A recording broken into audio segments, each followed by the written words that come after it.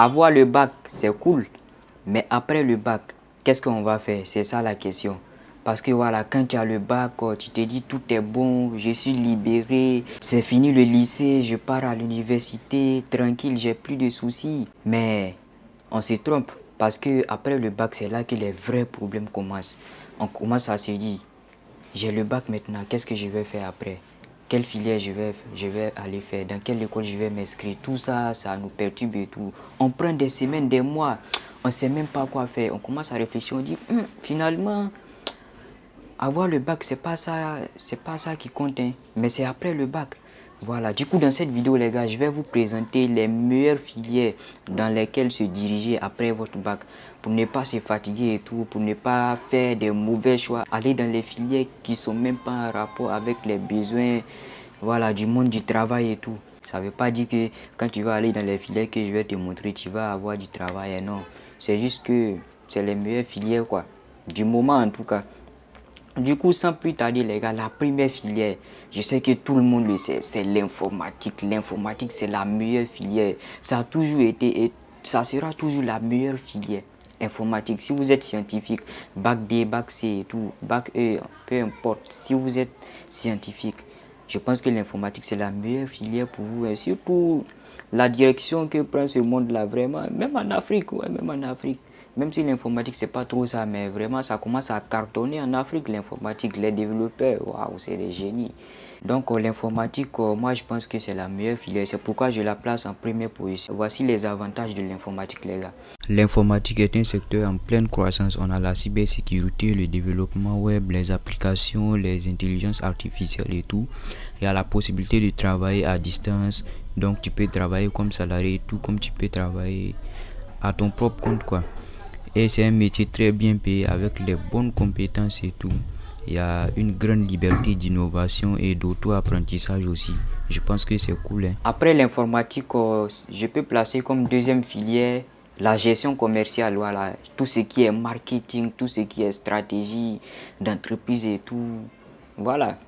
Maintenant, il faut distinguer marketing et puis gestion d'entreprise, hein. Voilà, il y a des gens qui font la filière gestion d'entreprise. C'est pas la même chose avec marketing, hein. Voilà, marketing, on est un peu spécialisé. C'est ma filière. C'est ce que je fais. Voilà. Moi, depuis en troisième, je savais que c'était fait pour moi parce que déjà, je voulais être commerçant.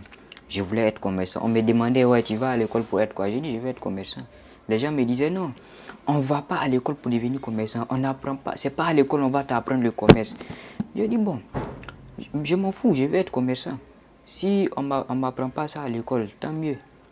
Mais jusqu'à ce qu'arrivé en primaire et tout, je découvre le marketing et tout. Je dis, bon, quelle filière va me permettre de faire du marketing? J'ai vu que c'est la gestion commerciale. Du coup, je me suis dirigé, j'ai validé ma première année. J'ai vu que vraiment c'est ce que je veux, hein. On apprend beaucoup de choses. Commerce international, marketing, logistique, tout. Genre, gestion commerciale, on combine tout ce qui est dans le monde du commerce pour se faire des sous, du fric. Tout ça, on t'apprend. On fait même la comptabilité là-bas et tout. Mais la base, c'est le marketing. Voilà, marketing et communication. C'est ça notre base là-bas.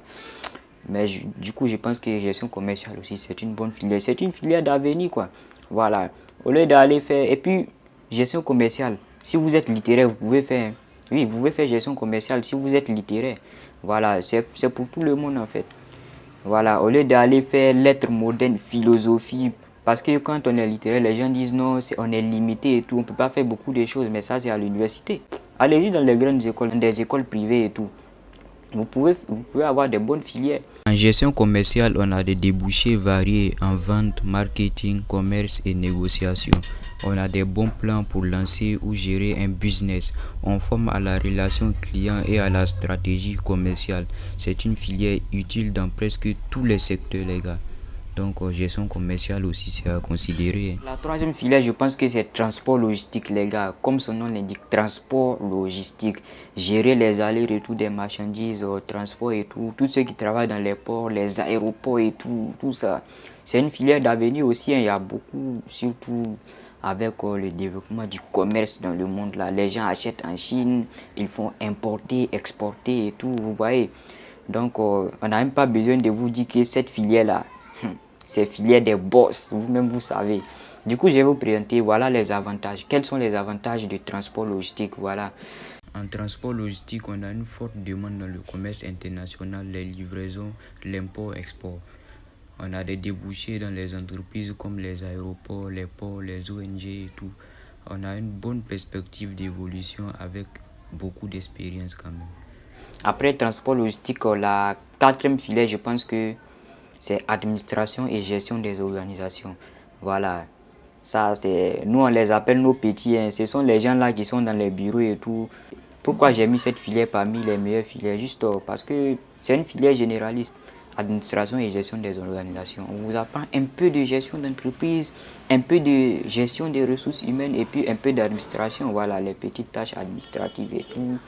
Vous voyez. Je pense que c'est pas mal pour ceux qui ne savent pas réellement quoi faire. Ils veulent pas aller à l'université et puis ils ne savent pas vraiment quoi faire. Allez-y faire administration et gestion des organisations. C'est généraliste, il y a beaucoup de choses. Vous êtes un peu polyvalent. Il y a même des gens qui font administration et gestion des organisations. Ils deviennent des comptables et tout. Cette filière prépare à la gestion des ressources humaines, des projets ou des ONG.